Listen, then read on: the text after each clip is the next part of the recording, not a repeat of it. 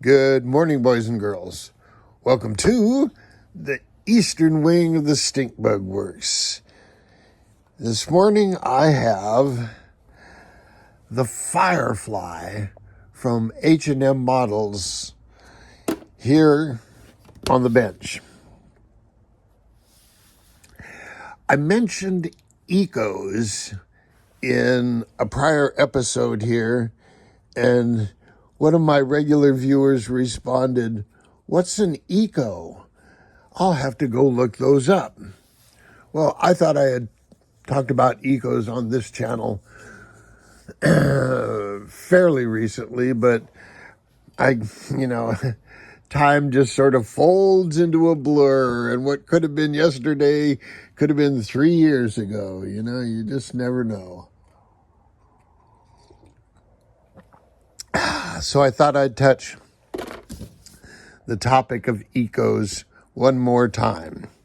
First of all, there's a whole rule set in Europe, and thou shalt do this and thou shalt do this, and you got to have the disconnect plug. Well, here in America, I don't need no stinking disconnect plug.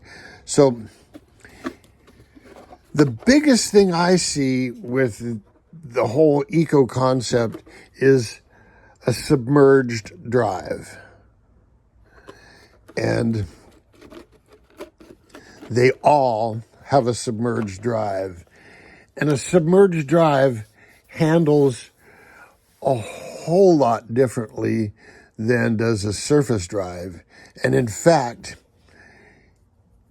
if you were a designer, you would ideally want the propeller as close to the center of mass of the whatever as possible, just for the most efficiency. Because anytime you're anywhere other than right on that center of mass, which is kind of right here in the middle of the air, anytime you're any place other than that, you're pushing against a lever arm, so some force is going in a different direction, and you're losing 100% of your force. And so as these surface drives, they move these props real close to the center, and that helps them corner.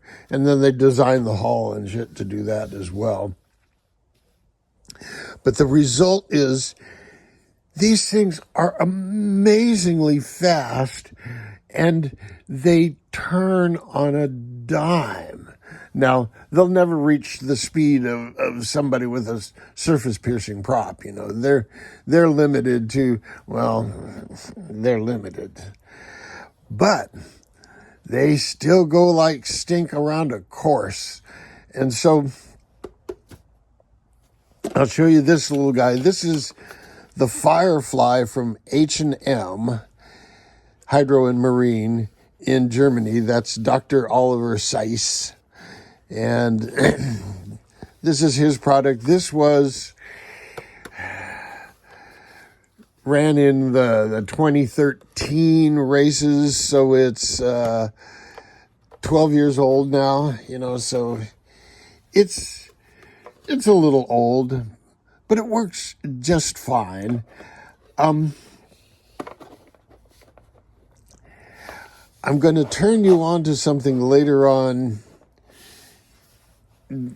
this winter, this fall, somewhere in this fall and winter, about a little gold mine I've discovered, and I will share it with you as soon as parts arrive. I will share it with you. Anyway, back to this little guy. It's got the same drive line as the Mini Dom, and it's darn near as quick as a Mini Dom too. It's got the 10-shock 1515 motor that's right around 3,500 kV, 3,300, 35, somewhere around there. A flex cable driving a purpose-built underwater prop. And so underwater props are totally different creatures than surface-piercing props. So you have to have a whole different selection of props. And self-righting. The self-righting works real well. You notice I have a ton of holes here. So no matter where you are, you can blow air out of this chamber and let it fill up with water and sink. So that is an Eco, and their courses are, oftentimes a reverse triangle. Sometimes I've seen them where you go into a triangle one direction and then the other direction out. And that's a speed task right there. You start, you're going against the clock. Let's see, what else have I seen these do? I've seen them on an oval course that has, you'd have your corners here and then they'd put another corner that you'd have to come in and around. So there's a number of courses they set up for these things, but they all have some left turns in them. Because with a submerged drive, they turn left almost, not quite, almost, maybe not much difference than, the other direction. So there you go. These things originally, Eco, the term Eco meant economy. And back in the brush motor days, they used Speed 400 motors, which were cheap as dirt. They could be had for like $5 each or something like that. And they made little hulls for them.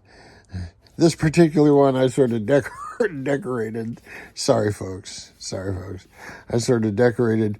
But these were the original Ecos. They were economical because they used a Speed 400 motor, a straight shaft, and a blade that you could make out of your, hardware drawer. A flat plate and a round rod. Bingo, you got a rudder. This, I'm using the Mystery 3000 Outrunner motor. Now, these were from, when would that have been? Early 2000s, maybe 20. Yeah, these are probably 20 years old. They were common as could be back then, and the most expensive you could find them was like $12, and the cheapest you could find them was like $7. And so they were the perfect motor.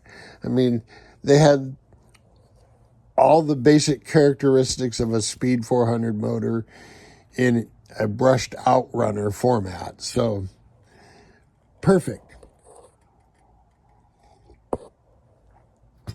And this little guy, not going to wow anybody, but you can race it in a bathtub. And that's where the wow factor comes in, is you can race this sucker in a bathtub. You can throw it in the water in a spiraling football motion. You could, and it just doesn't matter, because if this thing ever turns inverted, the shape alone with the weight up here, this thing will flip right side up just that quick.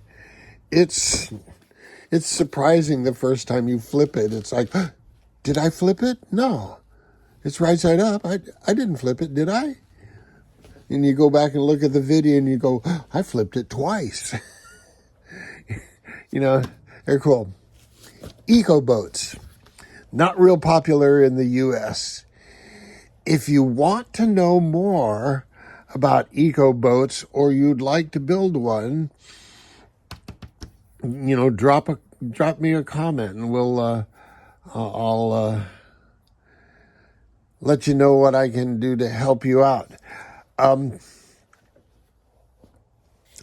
You can find these at H&M. Not so much MHZ. MHZ still has a couple of these, but they don't have a whole lot like this. They've gone more into catamarans and monos.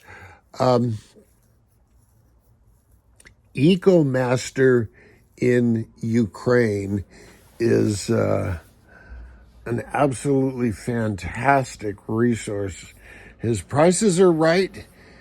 his mailing times, oftentimes he'll have to, you order something and he'll build it for you. He doesn't have them in stock. So there's build time. Shipping is pretty good. So I do highly recommend him. And that's about it. I have nothing else to say.